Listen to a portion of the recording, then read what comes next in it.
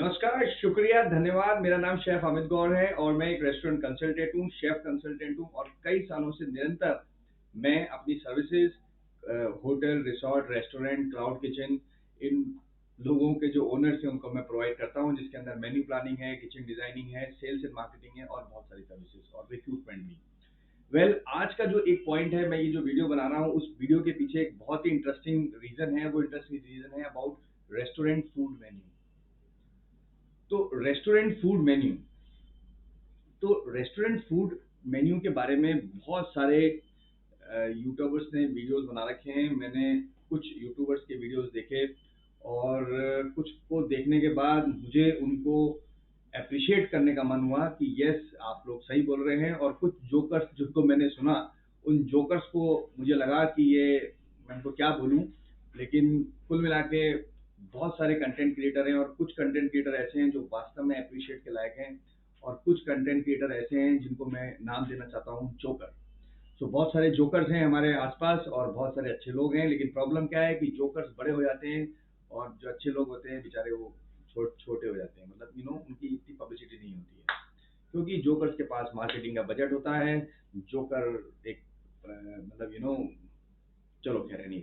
So let's start about. मैं अपनी राय आपके समक्ष रखता हूँ कि आप अगर एक रेस्टोरेंट खोल रहे हैं और रेस्टोरेंट अगर आप खोल रहे हैं तो उस रेस्टोरेंट का जो मेन्यू है वो कैसे होना चाहिए। देखिए, सबसे पहले आपको ये समझना पड़ेगा कि आप ये जो रेस्टोरेंट खोल रहे हैं, ये एक हॉबी के रूप में नहीं खोल रहे हैं। अगर आपकी एक हॉबी है, तो रेस्टोरेंट का मेन्यू कुछ भी हो जाए, आप डाल सकते हैं। आपको ये समझना बहुत इंपॉर्टेंट है कि आप ये रेस्टोरेंट अपने मन की इच्छा पूरा करने के लिए नहीं खोल रहे हैं। यस, आपकी मन की इच्छा है कि मैं एक व्यापार करूं, एक बिजनेस करूं और खाने का बिजनेस करूं। ये आपकी मन की इच्छा है। तो इस इच्छा और एक आप चाहते हो कि मैं चाट का काम करूं, मैं दही बड़े का काम करूं, या मैं पिज्जा का काम करूं, या मैं फाइन डाइनिंग रेस्टोरेंट खोलूं, या मैं कैजुअल डाइनिंग रेस्टोरेंट खोलूं, या मैं क्यूएसआर रेस्टोरेंट खोलूं। तो आपको सबसे पहले ये समझना होगा कि आप जो ये फूड बिजनेस खोल रहे हैं, बिजनेस का मतलब है किसी दूसरे व्यक्ति को सर्विस देना और उसके बदले धन उपार्जन करना, यानी कि earning from the services, product and services. तो अगर आप ये चीज समझते हैं तो आपका जो फूड मेन्यू होना चाहिए, वो फूड मेन्यू आपके हिसाब से नहीं होना चाहिए, वो कस्टमर्स को क्या चीज चाहिए उसके हिसाब से होना चाहिए। यानी जो कस्टमर को खाना है, अगर आप वो अपने रेस्टोरेंट में मेन्यू डालेंगे तो आपका सेल्स एंड मार्केटिंग जो है, आपका बिजनेस है, वो ग्रो करेगा। और आप अगर अपने रेस्टोरेंट के मेन्यू में आप अपनी इच्छा से जो आपको अच्छा लगता है या आपको लगता है, यानी कि एजम्पशन बेस होता है ना, एजम्पशन, हमारा मस्तिष्क एजम्पशन करता है।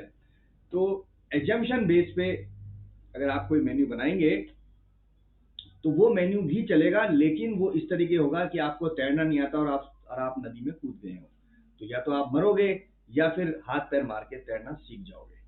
लेकिन अगर आप एक स्ट्रैटेजी के थ्रू इस फूड बिजनेस के अंदर आओगे, बहुत ही स्ट्रैटेजी के थ्रू आप अगर फूड बिजनेस के अंदर आते हो, उसमें आपका जो मेन्यू है वो आपकी स्ट्रैटेजी का फेस है, यानी कि आपकी क्या स्ट्रैटेजी है वो आपका फेस है। तो मुझे लगता है कि फूड के मेन्यू में आपको, अच्छा एक और क्वेश्चन था कि फूड का मेन्यू बनाने में क्या हमको कोई कंसल्टेंट की जरूरत है या हमको कंसल्टेंट की नहीं जरूरत है। ये भी बहुत सारे जोकर्स डिस्कस कर रहे थे, मैंने यूट्यूब पे देखा था। मैं आपको एक बताता हूँ। देखिए, कंसल्टेंट की जरूरत कहाँ पर है और कंसल्टिंग जरूरत कहाँ पर नहीं है। मैं अपने आप को भी अपनी सर्विस बेचूंगा आपको बाद में, क्योंकि आप पैसे वाले हो मैं बेचूंगा आपको, लेकिन मैं भी आपको बताता हूँ why। वैसे मैं आपको कोई भी सर्विस नहीं बेचना चाहता हूँ। एक्चुअली चक्कर क्या होता है कि मैं तो आजकल गालियाँ खा रहा हूँ लोगों की, क्योंकि लोग मुझे कॉल करते हैं वीडियो देख के और उसके बाद या तो मैं फ़ोन उठा पाता हूँ या नहीं उठा पाता। अब अगर मैं उठा पाता हूँ तो मैं ज़रूर कोशिश करता हूँ कि उनको पूरी कंसल्ट करने की कोशिश करूँ कि फ़ोन पे काम हो जाए और हमारी दोस्ती जीवन भर हो जाए। और अगर फ़ोन नहीं उठाता हूँ तो फिर तो वो लोग फिर व्हाट्सएप पे संपर्क करते हैं। अगर उन्होंने व्हाट्सएप पे संपर्क कर लिया मेरे नंबर पे, तो उनका काम हो जाता है।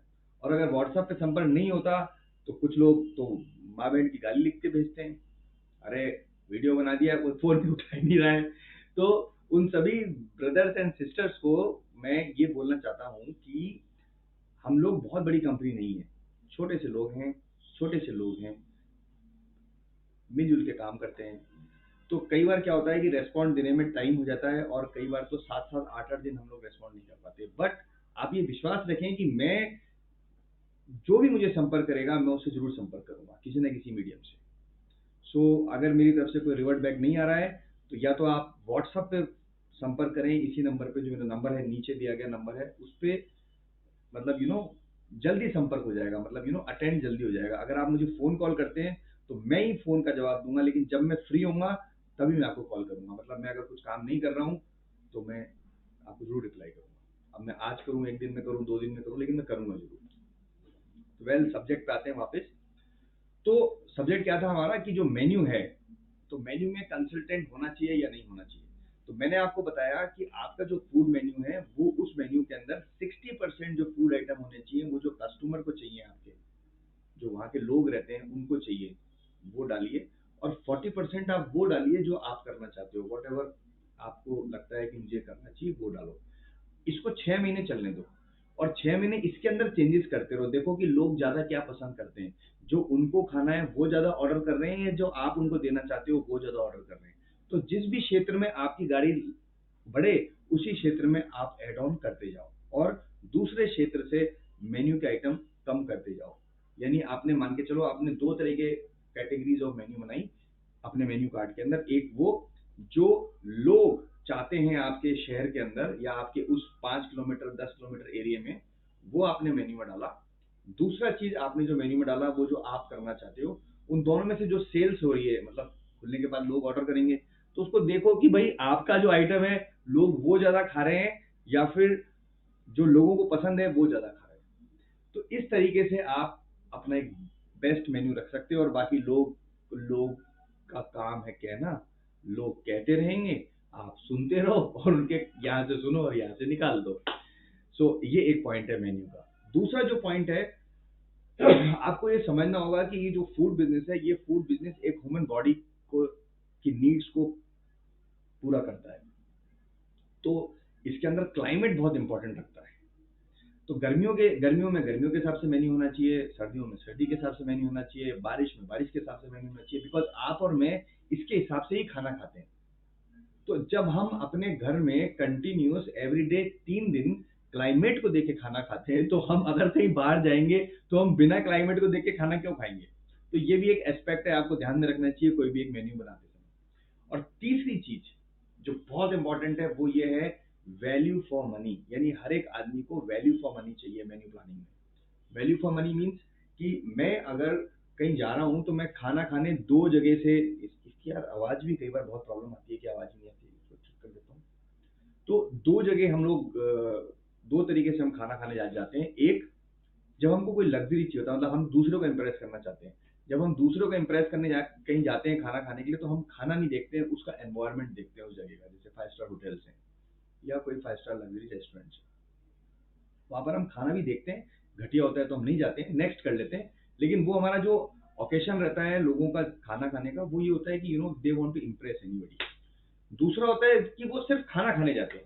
जैसे आप जाते हैं अपने मम्मी पापा के साथ, भाभी जी के साथ, या फैमिली आप जाते हैं, तो आप खाना खाने जाएंगे। तो आप जब खाना खाने जाएंगे, तो आप ये देखेंगे कि portion, price and quick service, ये 3 चीज बहुत इंपॉर्टेंट है।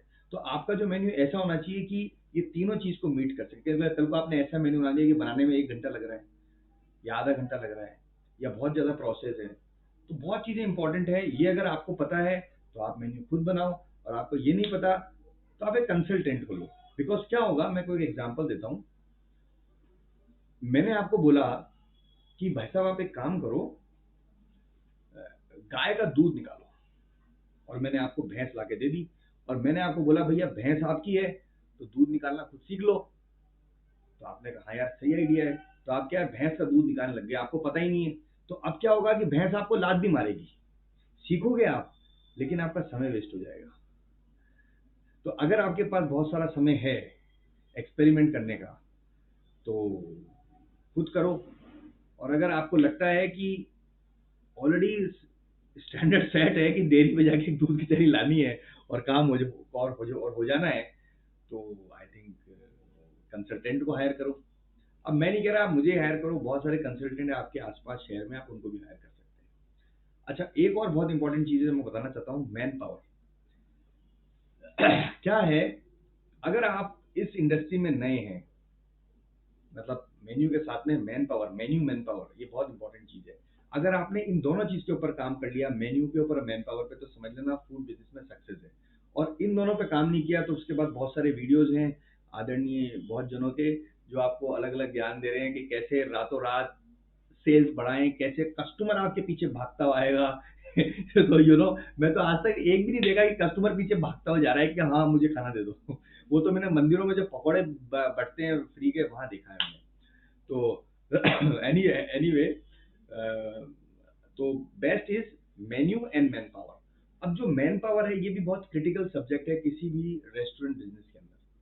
तो जितना मेन्यू इंपॉर्टेंट है उतना ही ये मैन पावर इंपॉर्टेंट है। अब मैन पावर इंपॉर्टेंट क्यों है? देखिए, मैन पावर के ऊपर मैंने बहुत सारे वीडियोस पहले ही बना चुका हूँ। मैं तो आपको फिर एक छोटा सा एक शॉर्ट में इसको खत्म करना चाहता हूँ इस सेशन को। मैन पावर, अगर आप रेस्टोरेंट के बिजनेस में कुछ नहीं जानते तो आपका मैन पावर को थोड़ा सा इस अच्छा रखो। और अच्छे की डेफिनेशन क्या है? एक अच्छा कुक, एक अच्छा शेफ मतलब क्या? कि वो अच्छा खाना बना सके? नहीं, इस डेफिनेशन को बिल्कुल चेंज कर दो। देखो, जो कुक है वो तो अच्छा खाना बनाएगा ही, जो ड्राइवर है वो तो ड्राइवरी करेगा ही। जो ड्राइवर है उसको अच्छा खाना तो बनाना आना ही चाहिए, मतलब अच्छा क्या, ड्राइव गाड़ी चलाना आना ही चाहिए। तो उसी प्रकार जो कुक है उसको खाना बनाना तो आना ही चाहिए, और अच्छा खाना बनाना तो आना ही चाहिए, वरना नौकरी भी नहीं मिलेगी। जो एक अच्छा ड्राइवर है वो ये है कि वो ट्रैफिक सिग्नल कितने जानता है। तो यानी कि जो अच्छा कुक है वो, जो एक अच्छा सॉरी जो ड्राइवर है वो है कि जो कितने ट्रैफिक सिग्नल जानता है, वो कितने गाड़ी के बारे में नॉलेज रखता है। तो ये ड्राइवर अगर आपके साथ काम करेगा तो आपकी गाड़ी का माइलेज भी अच्छा होगा, आपका चालान भी कम होंगे, और आप प्रॉफिट भी कमाओगे। तो सेम जो कुक है, अगर आपका कुक नॉलेजेबल है, स्किलफुल है, वो इस बिजनेस के बारे में जानता है, वो कैसे काम होता है वो जानता है, कैसे फूड कॉस्ट निकालते हैं, कैसे कॉस्ट कम करते हैं, कैसे वेस्टेज कम करते हैं, कैसे चीज़ों को यूज़ करते हैं। अगर इस तरह के आपके पास मैन पावर है किचन के अंदर, तो आप प्रॉफिट बनाओगे। लोग क्या करते हैं, टेस्ट की डफली ठोकते रहते हैं, टेस्ट टेस्ट टेस्ट। अब मुझे समझ में नहीं आया कि ये टेस्ट की परिभाषा क्या है। What is the definition of taste? जो आपको अच्छा लगता है हो सकता है मुझे नहीं लगे, तो कुक तो एक है। तो अगर आप नया फूड बिजनेस खोल रहे हैं तो आपके साथ में ये थोड़े से लोगों को रखें जिनके पास हैं और इसका इस्तेमाल करते हैं। होता सबके पास है, इस्तेमाल लोग कम करते हैं, बचा के रखते हैं, सोचते हैं गंदा नहीं होना चाहिए। ओके, तो आज का मुझे लगता है कि ये सेशन हो गया है कंप्लीट। और मुझे लोग बहुत बोलते हैं कि बोले यार, आप जो आपके वीडियोस होते हैं उस वीडियोस के अंदर आप किसी को अगर कोई चीज़ ब्रीफ करते हो तो आप अलग तरीके से करते हो। तो मुझे ये लगता है कि मैं इसलिए ये इतना आपके साथ हूँ बिकॉज मैं, आप लोग जो मुझे देख रहे हैं, या तो मैं आपको अपना बड़ा भाई मानता हूँ या फिर मैं आपको अपना छोटा भाई मानता हूँ। तो मुझे लगता है कि हमारे पास जो भी स्किल्स हैं, जो नॉलेज है, अगर आप किसी को देते हैं और उसको वो यूज़फुल होती है, तो मुझे लगता है इससे अच्छा कोई चीज़ है नहीं। तो हमने ये नॉलेज ये गैदर की है और आप इस नॉलेज को दे रहे हैं लोगों के इंटरेस्ट में। और अगर एक भी जने को अगर मेरी नॉलेज से फ़ायदा होता है तो मुझे लगता है कि ये सब जो टाइम निकाल के ये जो मैं करता हूँ ये सफल हो गया। और अगर किसी एक का भी काम नहीं हुआ तो मुझे लगता है कि ये सब बेकार है। तो इसलिए अगर आप इस फूड इंडस्ट्री में आना चाहते हैं, आपका बहुत बहुत स्वागत है। लेकिन मेन्यू और मैन पावर, इसके ऊपर थोड़ा सा वर्किंग करना इम्पोर्टेंट है। शुक्रिया, बहुत बहुत धन्यवाद। मुझसे अगर कोई बात करना चाहते हैं या कोई भी कंसल्टेंसी लेना चाहते हैं तो नीचे नंबर दिया गया है डिस्क्रिप्शन में, आप नंबर ले सकते हैं, उस पर आप कॉल कर सकते हैं, व्हाट्सअप कर सकते हैं, और वहाँ पर मेरा ईमेल एड्रेस लिखा हुआ है, आप मुझे ईमेल भी कर सकते हैं। और आपको अगर मेरे बारे में नॉलेज चाहिए तो आप मेरी वेबसाइट का एड्रेस है, वहाँ पर भी जाके आप वेबसाइट पे इंफॉर्मेशन गैदर कर सकते हैं। बहुत बहुत शुक्रिया, नमस्ते। और आशा करता हूँ कि आपसे बहुत जल्द बातचीत होगी या मुलाकात होगी। और घुस जाइए इस इंडस्ट्री में, पैसा